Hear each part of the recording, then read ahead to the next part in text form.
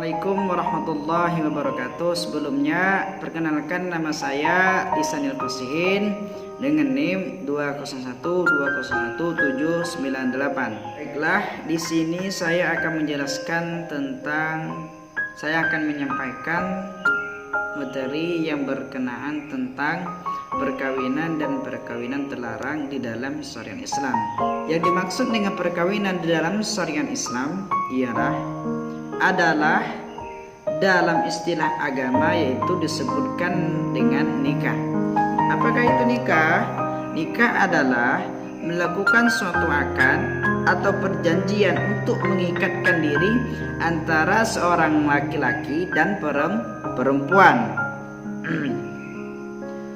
untuk menghalalkan hubungan kelamin antara kedua belah pihak. Itu perkawinan. Untuk mewujudkan suatu hidup berkeluarga yang diliputi dengan rasa kasih sayang dan ketentraman dengan cara yang diridhoi oleh Allah Subhanahu wa taala. Tentunya jikalau kita ingin melaksanakan nikah ataupun perkawinan, tentunya kita itu harus mempersiapkan atau mengetahui rukun daripada perkawinan atau nikah tersebut. Adapun rukun yang pertama yang harus kita siapi yaitu adalah calon suami. Calon suami ini harus kita siapi jikalau kita mau nikah. Misalkan seorang wanita ingin nikah, kalau nggak ada calon suami, apakah bisa terjadi nikah tersebut? Tentunya tidak. Yang kedua itu harus ada calon istri. Itu juga sebaliknya, jikalau calon suami ingin menikah, pastinya harus ada calon istri. Itu rukun daripada nikah. Yang ketiga yaitu adalah wali.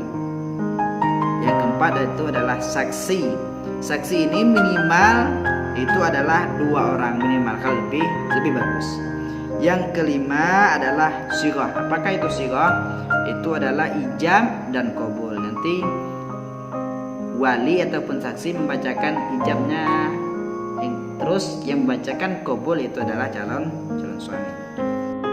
Juga jikalau kita ingin melaksanakan nikah, tentunya kita itu harus mengetahui syarat-syarat daripada pernikahan tersebut. Itu syarat-syarat daripada calon suami itu apa? Syarat daripada calon istri itu apa? Wali apa? Saksi apa? Sighah pun apa? Jadi jikalau kita ingin melaksanakan nikah, tentunya kita mengetahui syarat-syarat tersebut. Karena syarat merupakan dasar daripada sahnya suatu pernikahan. Apabila syarat tersebut dipenuhi, maka pernikahan tersebut pun dinyatakan sah. Dan jikalau pernikahan tersebut tidak mengetahui syarat daripada sang suami, istri, wali, sighah, saksi, maka pernikahan tersebut boleh dikatakan tidak sah karena dia tidak memenuhi syarat daripada nikah. Itu jadi kita sebelum kita melaksanakan nikah itu tentunya harus mengetahui syarat-syarat daripada pernikahan tersebut. Adapun syarat yang pertama, di sini saya akan menyebutkan apakah syarat-syarat tersebut. Itu terbagi menjadi 6. Adapun syarat yang pertama itu adalah syarat bagi calon suami. Apakah itu syarat daripada calon suami? Yang pertama, sang suami itu harus Islam. Jadi kalau orang Islam, pasangannya pun harus Islam. Diharamkan bagi orang Islam menikahi orang selain daripada Islam. Itu nanti akan kita jelaskan dalam perkawinan terlarang. Nanti ada di sana, kita tuh dilarang menikahi orang-orang di luar Islam. Yang kedua itu sang suami laki-laki tertentu. Yang dimaksudkan daripada laki-laki tertentu itu adalah mungkin seorang laki-laki ini adalah pilihan keluarganya ataupun pilihan orang tuanya istri maksudnya. Yang ketiga adalah bukan laki-laki mahram dengan calon istri. Yang dimaksudkan dengan bukan laki-laki mahram dengan calon istri adalah mungkin sang laki-laki ini ada hubungan darah daripada istri, juga mungkin keluarga daripada istri, itu tidak boleh dinikahkan. Adapun syarat yang kedua itu adalah syarat bagi calon istri. Apa sajakah syarat-syarat daripada calon istri? Yang pertama, sang istri itu juga harus Islam. Jadi orang Islam itu pasangannya pun orang Islam, orang Kristen. Mungkin orang kafir, biarlah orang sana orang kafir. Yang penting kita itu Islam, lawannya Islam. Tidak boleh orang selain Islam. Adapun selanjutnya yaitu adalah baligh. Sang istri harus baligh. Jadi kalau zaman sekarang kita itu menikahi orang wanita itu minimal baligh lah. Paling kecil itu baligh. Kalau di zamannya Rasulullah, ya Rasulullah menikahi Siti Aisyah kalau nggak salah itu pada umur 9 tahun, ya kan? Kalau seingat saya itu 9 tahun. Jadi pada zaman kita sekarang itu kalau menikahi umur wanita yang ingin kita nikahi itu pada umur 9 tahun itu masih kecil, ya kan? Jadi minimal kalau kita ingin menikahi sekarang itu minimal wanita itu harus baligh. Udah besar lah minimal dah tamat SMA gitu. Adapun syarat yang selanjutnya itu adalah bukan perempuan mahram dengan calon suami. Jadi, seperti yang saya jelaskan tadi, bukan seorang unsa, bukan dalam ihram atau haji ataupun umrah. Jadi kalau wanita ini sedang melaksanakan ihram ataupun haji umrah, jadi belum boleh kita nikahi. Tunggu dia sudah melaksanakan haji ataupun umrah, itu baru boleh kita menikahinya. Adapun syarat selanjutnya yaitu adalah tidak dalam masa iddah. Yang dimaksudkan tidak dalam masa iddah, mungkin seorang laki-laki ini menikahi seorang janda karena seorang perempuan ini baru diceraikan oleh suami sebelumnya, tetapi ada lagi calon suami yang ingin menikahinya itu. Jadi dia belum dibolehkan menikahi calon istri pada masa iddahnya masih berlangsung. Akan tetapi jikalau dia ingin menikahi si calon istri, tunggu masa iddahnya pun selesai, itu baru dibolehkan menikahinya. Adapun syarat yang selanjutnya itu adalah bukan istri orang. Tentunya kita itu tidak boleh menikahi istri orang, haram, berdosa. Adapun syarat yang ketiga yaitu adalah syarat daripada wali. Apakah syarat-syarat daripada wali tersebut? Adapun syarat yang pertama yaitu adalah sang wali pun harus Islam. Jadi Islam itu lebih utama.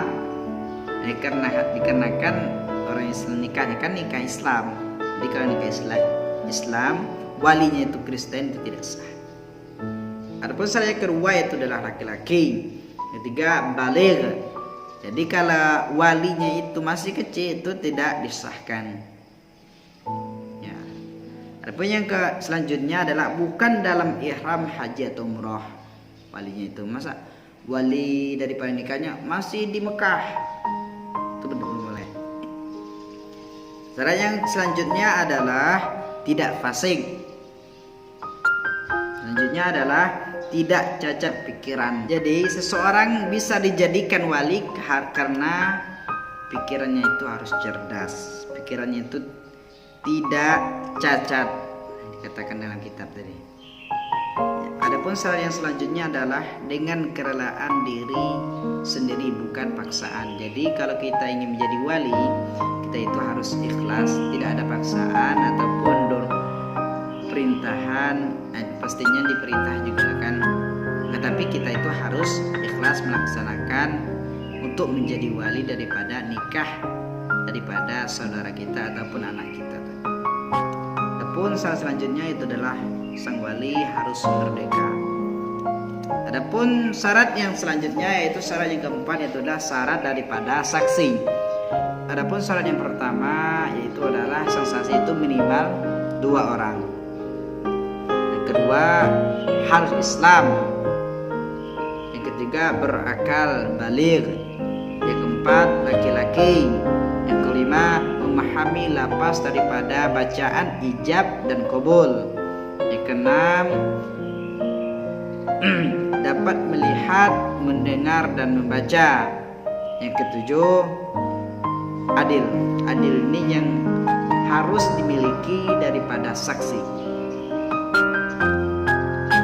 Ya, harus kita itu jikalau kita memimpin suatu negara gitu, kita harus memiliki perasaan adil. Tidak boleh kita itu harus pukul rata, tidak boleh pilih kasih. Dalam nikah juga harus adil. Jikalau kita ingin menjadi saksi, kita itu harus adil juga. Nah itu, jadi adil ini sangat penting di dalam keseharian kita. Dalam suatu acara nikah pun kita itu harus bersifat adil. Jadi intinya adil itu sangat penting. Adapun syarat selanjutnya itu adalah merdeka. Adapun syarat yang kelima itu adalah syarat daripada ijab. Apakah itu syarat daripada ijab? Syarat daripada ijab yang pertama yaitu adalah pernikahan hendaklah tepat. Yang dimaksudkan dalam pernikahan hendaklah tepat adalah mungkin sebelum hari pernikahan itu telah disampaikan kita nikah hari koyo besok gitu, atau kita nikahnya minggu depannya. Nah itu sudah tepat, minggu depan jam sekian, waktu sekian, gitu. Itu adalah pernikahan hendaklah tepat. Yang kedua adalah tidak boleh menggunakan sindiran. Jadi kata-kata dalam bacaan ijab itu tidak boleh menggunakan sindiran. Seperti apa? Mungkin kalian semua sudah tahu karena saya belum melaksanakan nikah, masih jomblo. Jadi saya nggak tahu gimana tuh sindiran daripada ucapan ijab.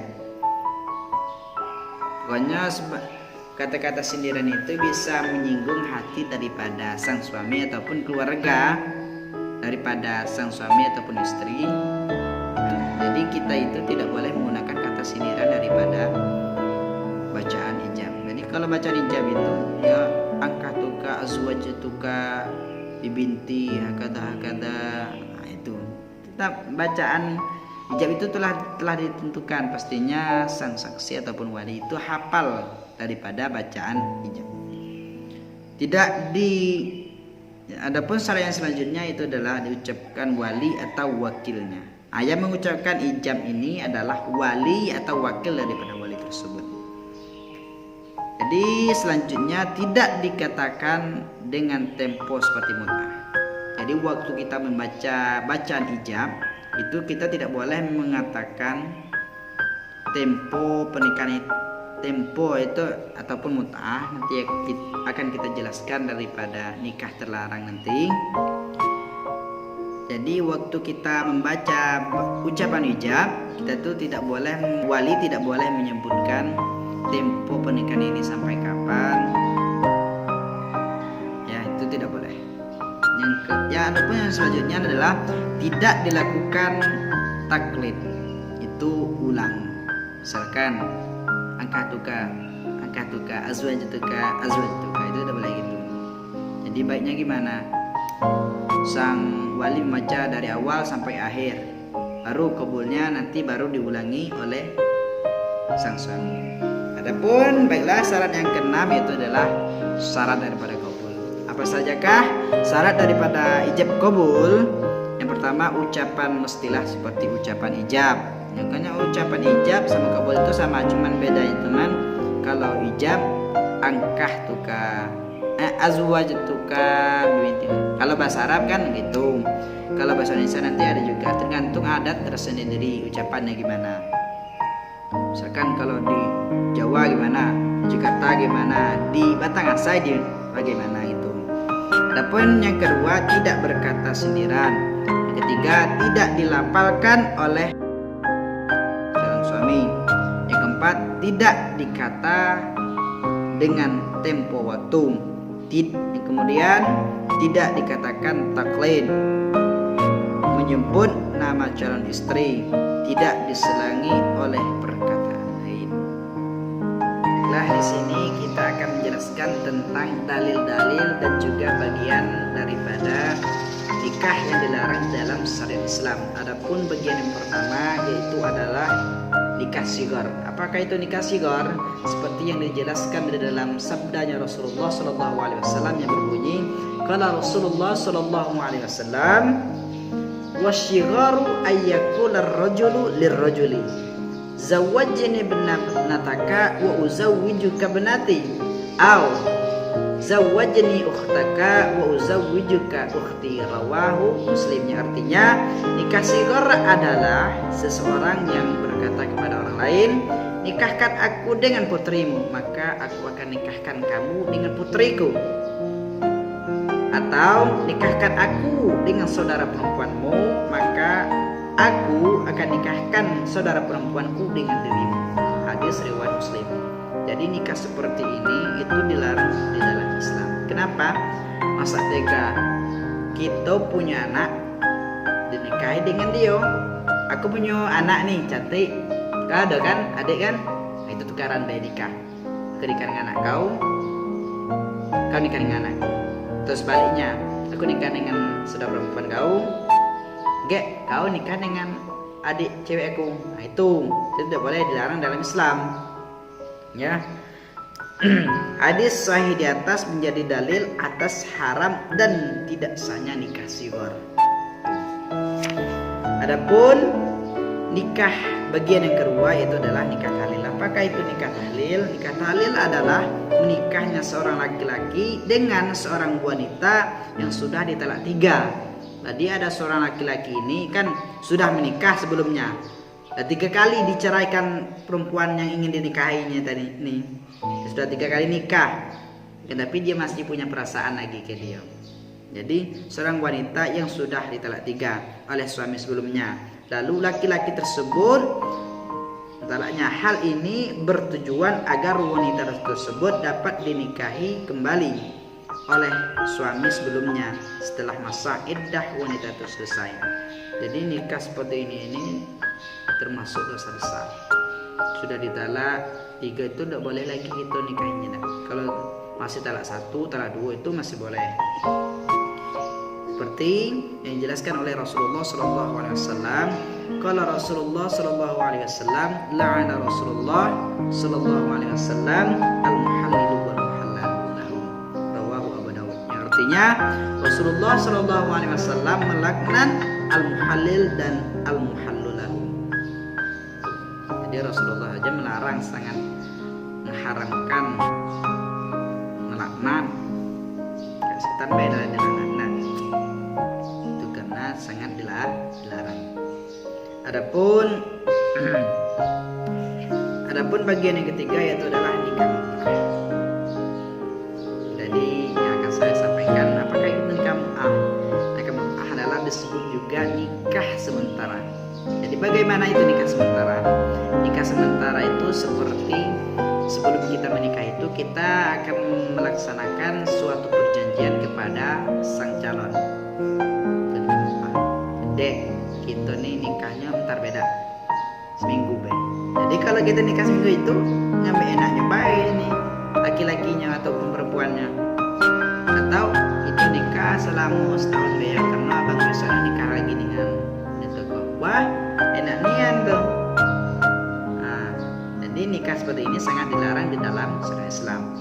Itu nikah mut'ah. Mut'ah itu tentang nikah yang dibuat waktu-waktunya. Batasan waktu nikahnya seperti sampai kapan yang ingin mereka laksanakan berdua. Nikah disebut juga nikah sementara atau nikah terputus, yaitu nikah telah ditentukan waktunya. Telah diriwayatkan dari sabda Sabrah Al-Juhani radhiyallahu an, dia berkata, amarona Rasulullah sallallahu alaihi wasallam bil mut'ati amal fathi hina dakhalna Makkah thumma lam nakhruj minha hatta nahana anha. Rasulullah sallallahu alaihi wasallam memerintahkan kami untuk melakukan nikah mut'ah pada saat Fathul Makkah, ketika masuk di kota Makkah. Kemudian sebelum kami meninggalkan kota Makkah, beliau pun telah melarang kami. Hadis riwayat Muslim. Jadi ketika seorang sahabat ini waktu itu Fathul Makkah, mereka itu diperintahkan oleh Rasulullah untuk nikah mut'ah, nikah yang menjangka waktu. Jadi Rasulullah pernah membolehkan nikah Kan tetapi ketika sahabat ini ingin meninggalkan perempuan yang mereka nikung, kemudian Rasulullah melarang. Kenapa? Mungkin ada perintah dari Allah untuk melarang. Kita dengar hadis selanjutnya itu dalam riwayat lain, qala Rasulullah sallallahu alaihi wasallam, ya ayuhan nas, inni qad kuntu azintu lakum fil istimta' minan nisa wa innallaha qad harrama dzalika ila yaumil qiyamah. Rawahu Muslim. Yang artinya, wahai sekalian manusia, sesungguhnya aku pernah mengizinkan kalian untuk bersenang-senang dengan wanita, dan sesungguhnya Allah telah mengharamkan hal tersebut sampai hari kiamat. Hadis riwayat Muslim. Jadi ini perintahnya Allah, bukannya kehendak Nabi Muhammad SAW. Adapun nikah selanjutnya itu adalah nikah daripada masa iddah. Jadi nikah kalau masa iddah seorang perempuan itu masih belum selesai, jadi kita itu tidak boleh menikahinya. Tunggu masa iddahnya itu selesai. Seperti yang dijelaskan di dalam firman Allah Subhanahu wa taala yang berbunyi, A'udzubillahi minasyaitonirrajim. Bismillahirrahmanirrahim. Wala ta'rimu 'uqdatan nikah hatta yablughal kitaba ajalahu. Artinya, dan janganlah kamu menetapkan akad nikah sebelum masa iddah. Jadi yang dijelaskan, janganlah kita menikahi seorang perempuan itu ketika masa iddahnya itu belum selesai. Jadi jikalau kita ingin menikahi seorang perempuan, tunggu masa iddahnya itu selesai. Masa menunggu berapa puluh hari, 40 ada salah. Itu setelah saya kurang ingat. Al-Baqarah ayat 235. Adapun bagian yang kelima itu adalah menikah dengan wanita kafir selain Yahudi dan Nasrani. Jadi kita itu dilarang menikah, itulah pasangannya itu orang Islam, orang kafir, Nasrani. Jadi kita itu dilarang menikah dengan orang selain daripada Islam. Agama Islam lawannya itu orangnya tetap Islam. Nah gitu. Apa selain menikah dengan wanita kafir selain Yahudi dan Nasrani? Seperti agama apa? Agama Kristen, Buddha, Hindu, itu juga dilarang.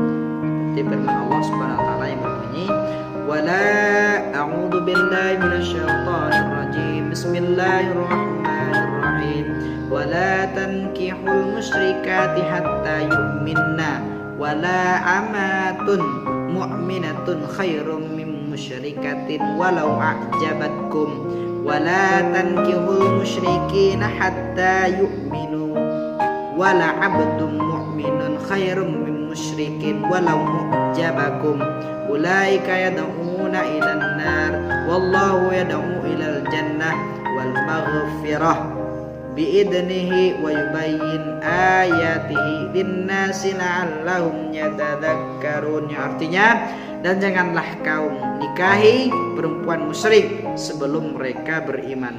Sungguh hamba sahaya perempuan yang beriman lebih baik daripada perempuan musyrik, meskipun ia lebih menarik hatimu. Dan janganlah kamu menikahkan orang laki-laki musyrik dengan wanita beriman sebelum mereka beriman. Sungguh hamba saya laki-laki musyrik, laki-laki lebih baik daripada laki-laki musyrik, meskipun lebih menarik hatimu. Sedangkan Allah mengajak ke surga dan ampunan dengan izinnya. Allah menerangkan ayat-ayat kepada manusia agar mereka mengambil pelajaran. Surat Al-Baqarah ayat 221. Jadi seorang hamba sahaya yang beriman lebih baik daripada orang kafir ataupun orang selain Islam, meskipun orang kafir tersebut ataupun selain Islam lebih cantik, lebih menawan daripada hamba saya yang beriman. Tapi lebih baik hamba saya yang beriman. Begitupun juga sebaliknya, laki-laki hamba sahaya yang beriman lebih baik daripada laki-laki orang kafir, walaupun meskipun menarik hatinya itu lebih baik hamba saya tadi. Adapun bagian yang ke-6 dan ke-7 adalah nikah dengan wanita-wanita yang diharamkan karena senasab dan hubungan kekeluargaan karena pernikahan. Ketujuh, nikah dengan wanita yang haram dinikahi disebabkan persusuan berdasarkan firman Allah Ta'ala, A'udzubillahi minasyaitonirrajim, Bismillahirrahmanirrahim, Hurrimat alaikum ummahatukum wa banatukum wa akhwatukum wa ammatukum wa khalatukum wa banatul akh wa banatul ukhti wa ummahatukum allati ardu'ankum wa akhwatukum minar radha'ah wa ummahatu nisaikum wa rabaibukum allati fi hujurikum min nisaikum allati dakhaltum bihinna fa in lam takunu dakhaltum bihinna fala junaha alaikum wa halailu abnaikum alladina min aslabikum wa an tajma'u bainal ukhtain illa ma qad salafa innallaha kana ghafurur rahima. Artinya, diharamkan atas kamu menikahi ibu-ibumu, anak-anak perempuanmu, saudara-saudara perempuan ayahmu, saudara-saudara perempuan ibumu, anak-anak perempuan dari saudara laki-lakimu, anak-anak perempuan dari saudara perempuanmu, ibu-ibu yang menyusuimu, ibu-ibu yang menyusuimu, saudara-saudara perempuan yang satu sesusuan denganmu, ibu-ibu dari istrimu alias mertua, kemudian anak-anak perempuan dari istrimu alias anak tiri yang dalam pemeliharaanmu dari istri yang telah kamu campuri. Tapi jikalau kamu belum mencampurinya alias sudah kamu ceraikan, maka tidak berdosa atasmu jika menikahinya. Jadi tidak berdosa menikahi anak tiri tadi. Kemudian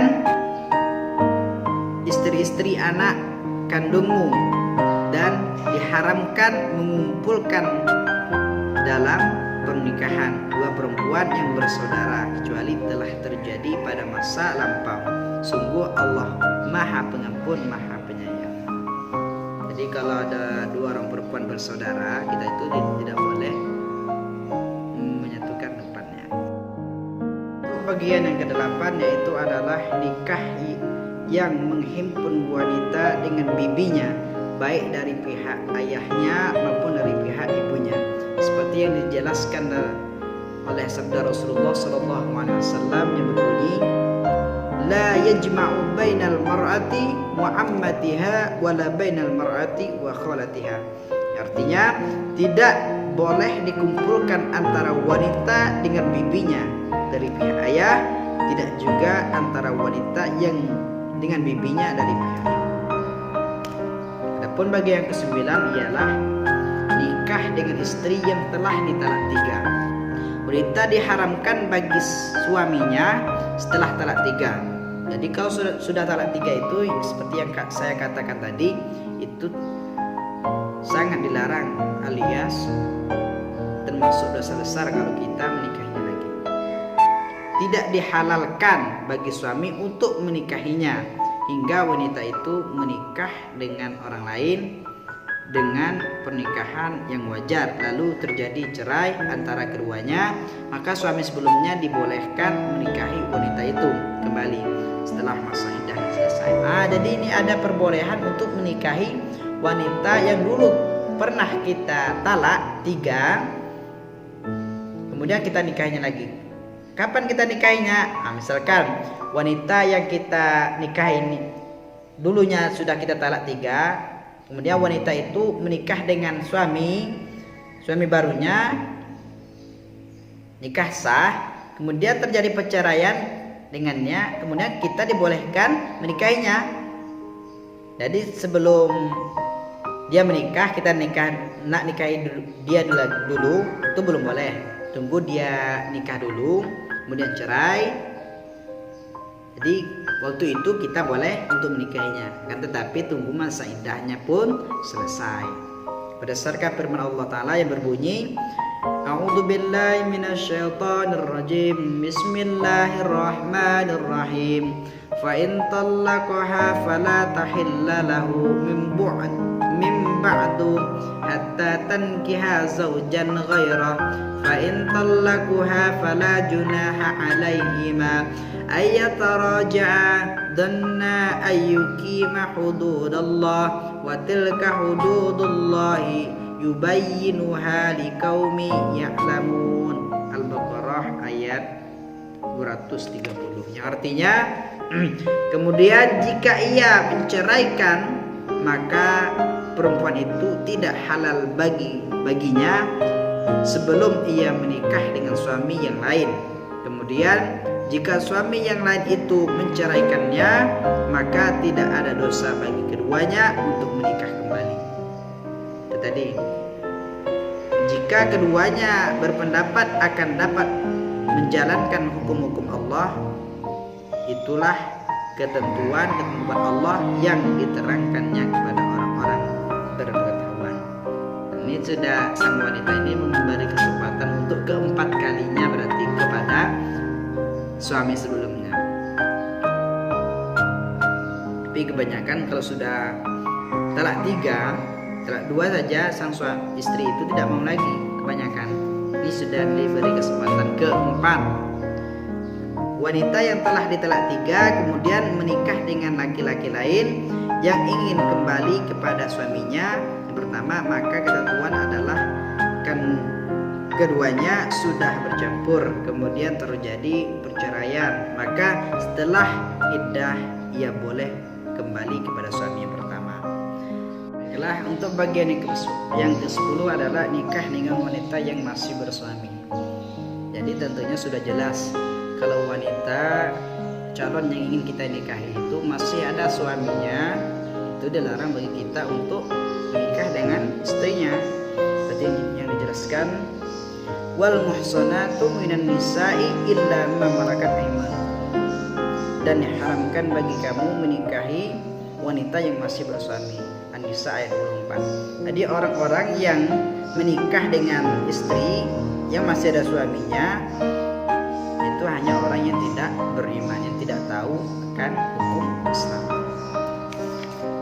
Adapun bagian yang ke-12 itu adalah menikah dengan wanita pezina, pelacur, berdasarkan firman Allah Ta'ala, A'udzu billahi minasyaitonir rajim. Bismillahirrahmanirrahim.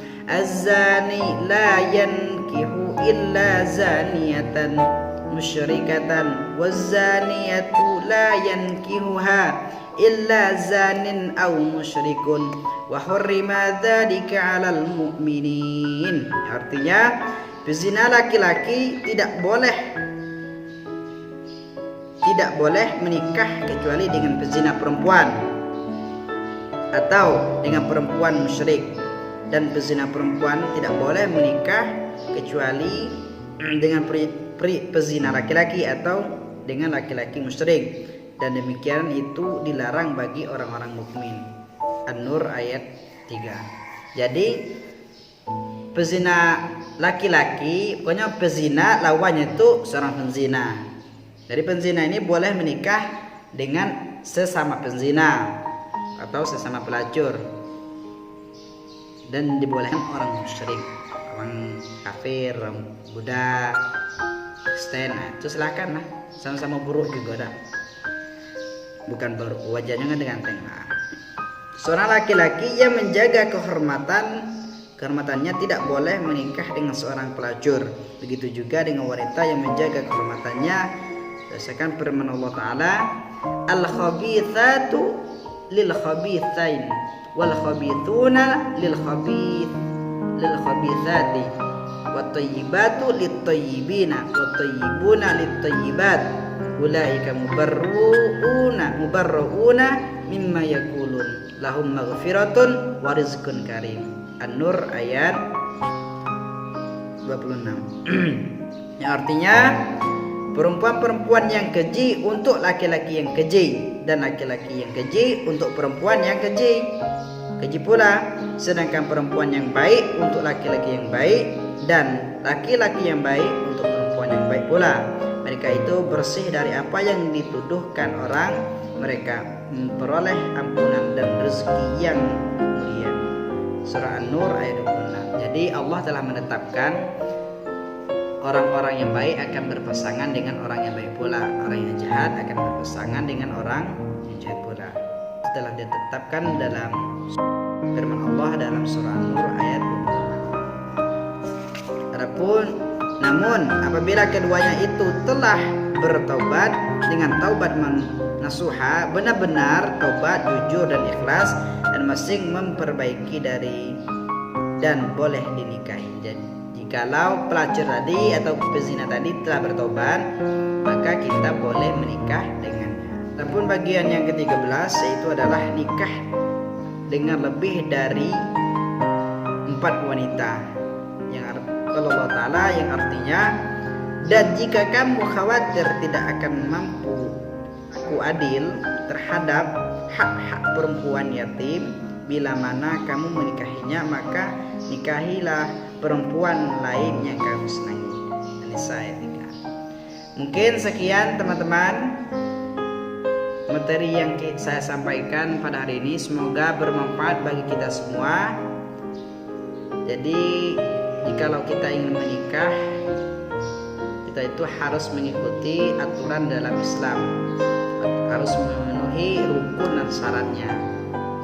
Jangan kita melakukan suatu ibadah, karena nikah ini adalah ibadah bernilai pahala bagi kita. Jadi kalau kita bisa saja kalau nikah itu tidak berpahala, karena dia tidak melakukan nikah itu dengan rukun dan syaratnya ataupun aturan Islam. Jikalau ingin nikahnya itu berpahala, maka laksanakan dengan aturan yang telah diajarkan oleh Allah dan juga baginda Rasulullah SAW. Cukup sekian dari saya, semoga bermanfaat bagi kita. Wabillahi taufiq wal hidayah. Wassalamualaikum warahmatullahi wabarakatuh.